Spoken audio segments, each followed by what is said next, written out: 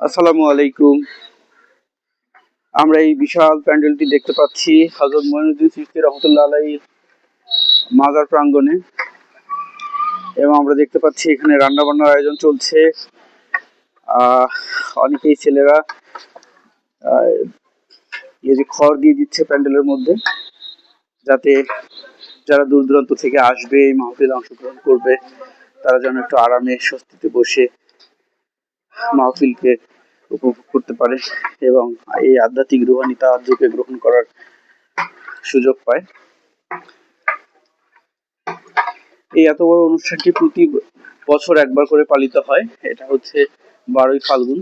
তো এবার সেই সূচনা ধরেই এই ধারাতেই চলছে 54 বছর যাবত। আজ 24 ফেব্রুয়ারি মঙ্গলবার আসর আজানের পরে থেকে আমাদের অনুষ্ঠান শুরু হবে। আপনারা সকলেই আমন্ত্রিত, এবং এই অনুষ্ঠানটি মুক্ত, সকলের জন্য মুক্ত, সকলের জন্য মুক্ত, সবাই আমন্ত্রিত। আমরা সবাই একসাথে ইফতার করব, তারপরে মাহফিল শুনবো, তারপরে সেহরি খাবো একসাথে। আর আমরা মহান আল্লাহ তাআলার দরবারে সবাই ক্ষমা প্রার্থনা করব একসাথে। সবাই, এই যে ছোট ছোট বাচ্চারা, তারাও অনেক মজা করে কাজ করছে। এই যে ওরা ভ্যান নিয়ে যাচ্ছে বাসা থেকে, আমাদের হুজুর কেবলা বাসা থেকে খড় নিয়ে আসার জন্য। মুরাদ, ওরা হুজুর কেবলা বাসা থেকে খড় নিয়ে আসবে।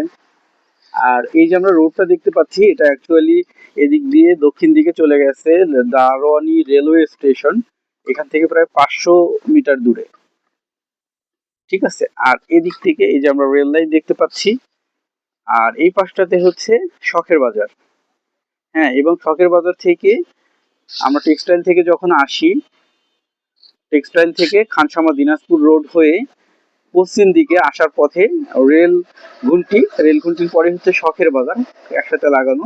শখের বাজার হয়ে দক্ষিণ দিকে আসতে হয়। দক্ষিণ দিকে 500 মিটার সামনে আসলেই কুন্দপুকুর মনিরুদ্দিন রহমতুল্লাহ দাখিল মাদ্রাসা ওনার স্থাপিত, এবং সাথেই জামে মসজিদ, এবং একই মাঠ প্রাঙ্গণে হচ্ছে এই মাজার শরীফ। আমরা একটু জুম করলে দেখতে পাবো মাজার শরীফের ভিউটা। আমি অনেক দূর থেকে জুম করার চেষ্টা করছি। ওই যে ব্লু কালার, এটাই হচ্ছে মাজার শরীফ। আর এই হচ্ছে প্যান্ডেল। তো সবার জন্য শুভকামনা। অবশ্যই অবশ্যই আপনারা আসবেন, ঘুরে যাবেন এই আধ্যাত্মিক কেন্দ্রে।